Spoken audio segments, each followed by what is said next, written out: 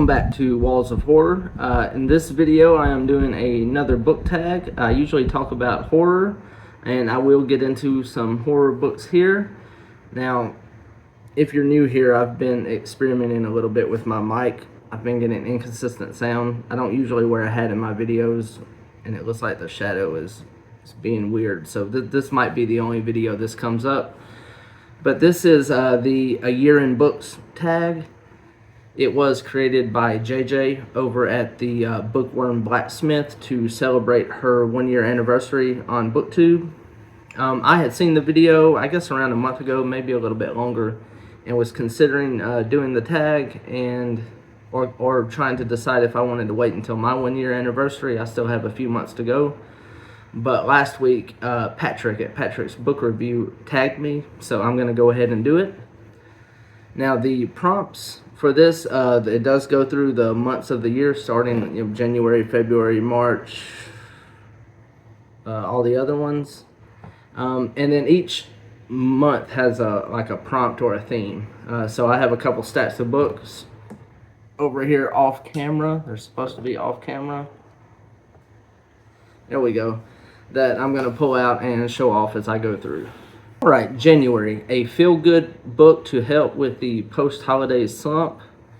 And I don't know exactly if this is feel-good. This is The Martian Chronicles by Ray Bradbury. I don't think this is even a lot of the short stories in here might have sort of a bad ending for the characters. It's not usually written in like a gory or gruesome way or way that makes you sad afterwards. Ray Bradbury writes like very beautiful prose. A lot of his stories, and one thing that really struck me the first time I read them is that they do seem like deceptively simple. And so that's my feel-good book to help you through the holiday slump. February, a lesser-known book by your favorite author. So my favorite author is pretty well known. I am going to point out one. So my favorite author overall would probably be Ernest Hemingway. And this is his novel, The Sun Also Rises. Now this is a very well-known novel. There is a nonfiction work that I don't even think he completely finished it before he killed himself. And that is A Movable Feast, and it's basically a nonfiction work depicting the time that he is fictionalizing here. When he and a bunch of writer friends and editors and his first wife and everyone's living in Paris after the First World War, the Lost Generation time period. So, yeah, A Movable Feast by Ernest Hemingway is my lesser-known book by a favorite author. I do think it's one of his best works, and I says it's not as well known as a lot of the other Hemingway stuff, but it's kind of hard to pick a Hemingway book that people who read Hemingway don't know. Alright, so March is March Madness, a sports-themed book or book about sports that can be fiction or nonfiction. I have a few around here. I used to be like huge into football. I still like to watch it every once in a while, and I used to have used to read a lot of football books. There were some good ones. A lot of them didn't really stick with me. This is going to be one that I only have electronically, and that would be, it is not a football book, but it is the Sailor Steve Costigan stories written by Robert E. Howard. Sailor Steve Costigan was, as you can guess, a sailor. But he was also a boxer. He would box people on his ship. Every time his ship came into port, there would be a fight set up with like another ship's champion or whatever. And so, yeah, I'm going with the boxing stories of Robert E. Howard. Namely, the Sailor Steve Costigan ones. I believe he wrote others. I'm more familiar with Costigan. All right, April is Springtime, a new-to-you author or a genre that is new to you. And so the new-to-me author is not completely new. It's someone that I knew about, but I've only read here recently, and that is going to be Gore Vidal. I picked this up at a library sale like 6 years ago, and I never read it until recently. The story is okay. The novel's okay. But I really, really like the prose. I really like just sitting with Vidal and reading these. So recently I picked up this one, Gore Vidal, United States Essays. It's 1952 to 92. And these are pretty much book reviews that he sold and had published places. And so he's a author that I've only read the last couple months, and one that I really like. And also, like, reading old book review essays is definitely new to me as well. So number 5 is May. Number 5. It is also 5. So May is Star Wars Days, a sci-fi book set in space, or a book with a hero's journey or quest. And I actually have a couple of those that I'm going to show off. The first one is going to hit the... I'm not really a Star Wars or a Star Trek guy. But my in space one is going to be the Foundation Trilogy by Isaac Asimov. I really like these. I really like Isaac Asimov. This is like the Barnes & Noble... what are the leather-bound classics. So that covers the space. And also for Hero's Journey, I pulled out The Wheel of Time by Robert Jordan.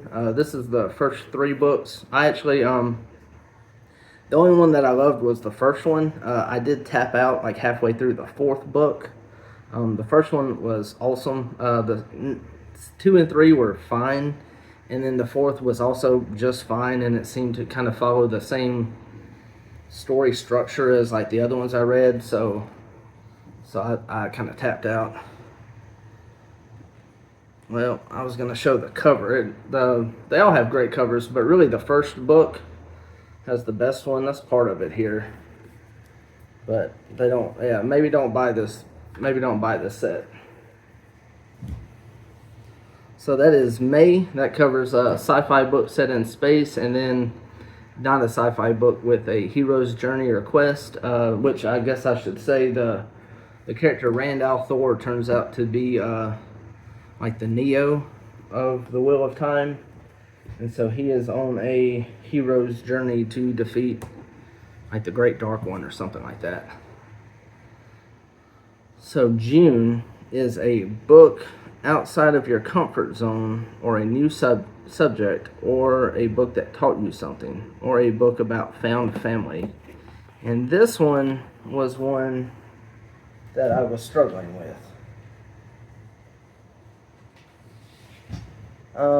And so we'll see. I pulled 2 out, I suppose.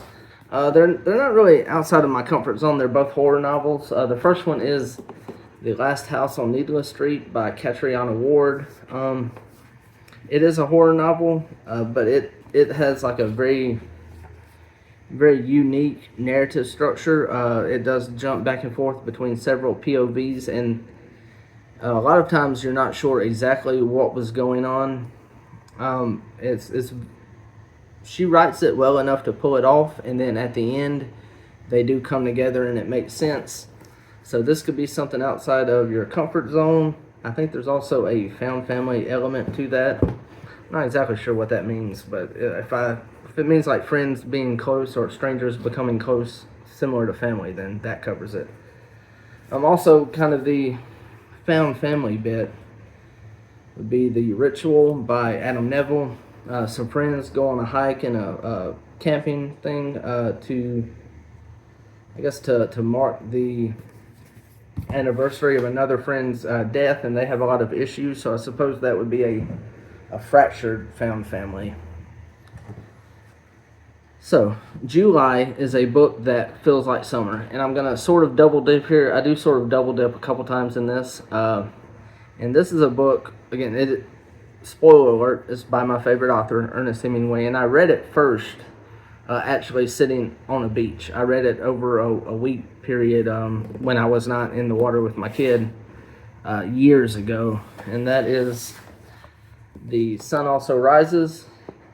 So this is very light. It is basically a group of friends Basically partying, drinking, going hunting, or not hunting, going fishing, they go to a bullfight. There's a huge party going on in Spain. This is actually the copy that I read on the beach. I don't know if you can see it, but it's kind of warped from probably my saltwater hands holding it and flipping through the pages. But this is really a party book. It's a lot of fun. There's definitely a lot of deeper stuff in there, like a lot of Hemingway, but definitely on the surface, it is a lot of fun. And as I said, I read this with a beer in one hand, reading this while on the beach. So this will always be my summer read. Hold on, I almost knocked a bunch of stuff over. So August is historical fiction or a book from an author who is from a different country than you. Bonus for a book by a female author or with a woman as the main character. So I'm actually going to show 3 books by 2 different authors to hit all of these. So this first one is not historical fiction. It would have been, I guess, future fiction or modern fiction at the time it was written. And that is going to be Atlas Shrugged by Ayn Rand. So she was, Ayn Rand was Russian. So this is a lady author from a different country than I am. And also Dagny Taggart is the name of the main character. So this is a woman as a main character. Now but this does take place in the U.S. The next 2 I'm going to show off for this are both by an author named Christine Morgan. One is titled White Death. This would be a historical to the frontier here in the U.S. I believe it's like Montana or Dakota or something back in the 1800s. This has a number of lead characters in it. It's a I blanked on the word I'm trying to come up with, but there's a group of characters and some of them are women. This other one is titled The Raven's Tale, or The Raven's Table, which are the Viking stories written by Christine Morgan. These are short stories, so these are also historical fiction. Mostly, some of them are supernatural.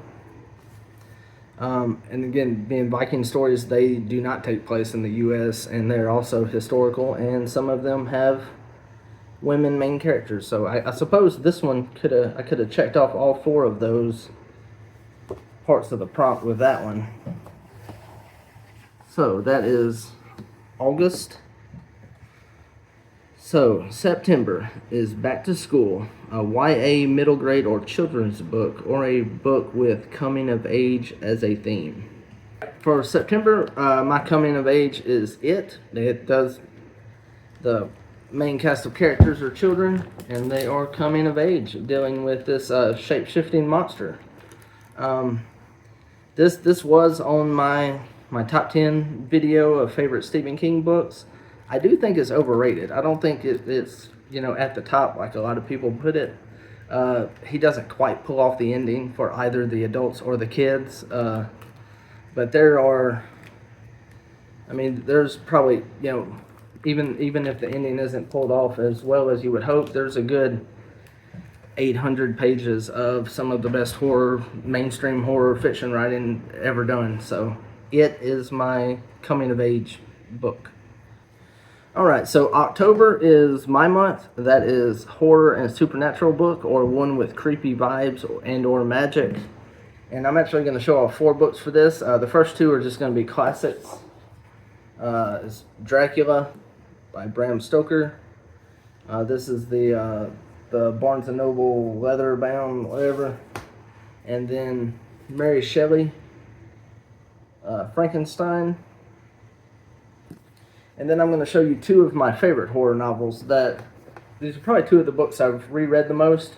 Not quite. In fact, that deals with a prompt coming up. But that will be The Shining by Stephen King and Ghost Story by Peter Straub.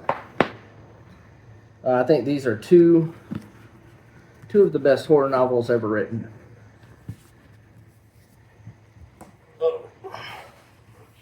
There's some cat hair flying around. Alright, so that is October. November is Nonfiction November, a book about your favorite topic or historical period.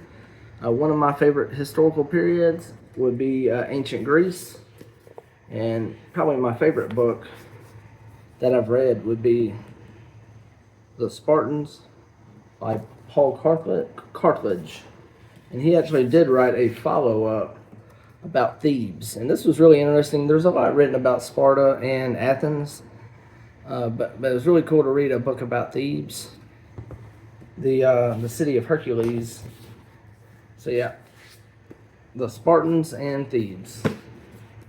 And at the time, the last time I checked, he may have others out. These were the two that he had. I would love to have like a whole series of like Corinth and Argos and Athens. So like I said, everyone writes about Sparta or Athens for good reason, but I would like books on other stuff as well. So December, a favorite book you've reread or want to reread. So I'm going to show off probably the two books I've read the most in my life.